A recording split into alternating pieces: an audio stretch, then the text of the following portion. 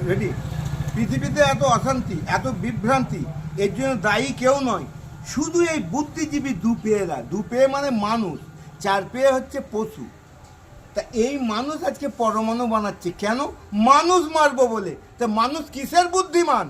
এইটাই মানুষের বুদ্ধি। কচিকাচা আজকে 11,000 শিশু মেরেছে গাজায়, ওই যে ফিলিস্তিনিতে। তা তার অ্যাকশন আজকে খোদা দেখাচ্ছে আমেরিকায়।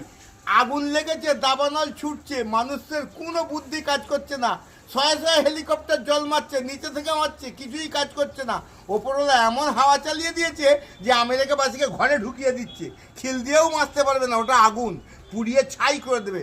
ওই জন্যে বেশি বাড়াবাড়ি ভালো নয়। মানুষকে বেশি ক্ষমতা থাকলে ক্ষমতা দেখাতে নেই, ক্ষমতাটা সুপ্ত রাখতে হয়, গোপন রাখতে হয়, চেপে রাখতে হয়। মানুষকে ভালোবাসতে হয়।